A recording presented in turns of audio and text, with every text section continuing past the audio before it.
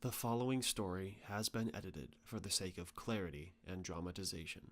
None of the actual events have been altered in any way. Enjoy.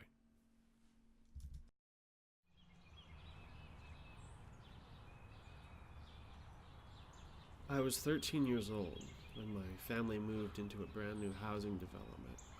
A lot of the homes around us were either unfinished or they had families that had recently moved in. It was a nice area. It was so safe and quiet there that for the first few years, we never even bothered to lock the doors. One night, as I was lying in bed trying to fall asleep, I thought I heard the back sliding glass door slide open. I froze, hoping I didn't hear what I thought I had. But a moment later, I heard it slide shut again. I heard heavy shoes walking across hardwood floor. I couldn't breathe. Footsteps, slow and quiet, the sound echoing down the wooden hallway into my room. Then it stopped. I heard the sound of our hallway closet door being opened and then quietly shut. Then it was completely silent. It sounded like the person who had just broken into our home was now hiding in our hallway closet, just waiting. My heart was so loud I could hear it in my ears. I started to cry. I needed to wake up my parents, but the only way to my parents' room was down the hallway. I was frozen, scared stiff with terror. I knew I had to get my dad. I mustered up the courage to get out of bed and walk to my bedroom door. And I just stood there for a while, breathing. I burst out of my room and ran as hard as I could through the hallway, passing the closet, finally making it to my parents' room. "Dad! Dad!" He was half asleep. "Dad!" What? What? "Dad, I think there's someone inside the house."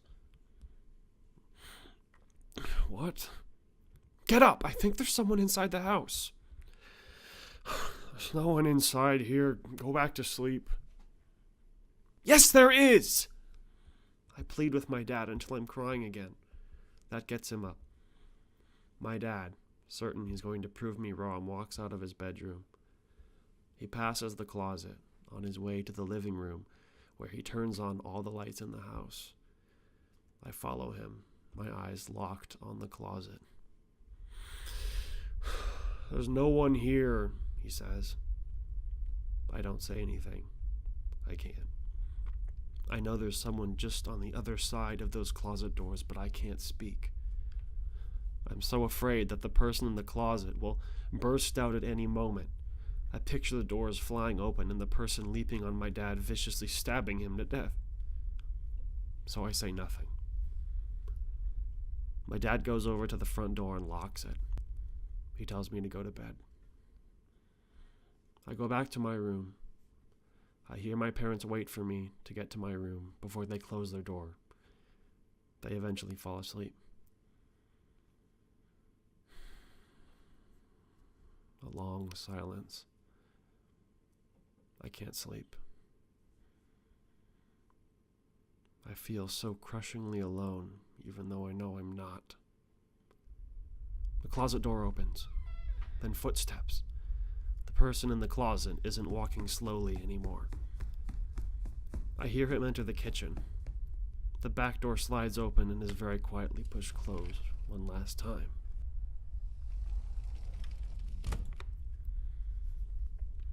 I'm lying alone with my breathing. A wave of relief washes over me. I notice I'm crying again.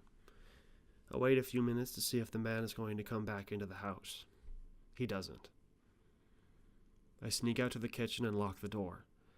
Another wave of relief washes over me. I turn to go back to my room, and I glance at the closet as I pass it. A cold fright shoots down my spine as I notice that one of the doors is now open.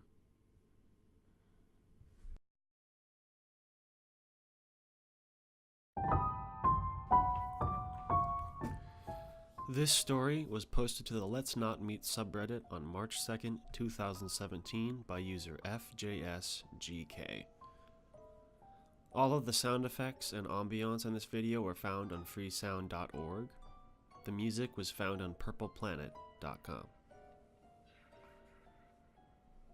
Alright, I'm going to go off book just for about a minute here. I have nothing planned, but I just want to say I really enjoyed making this video.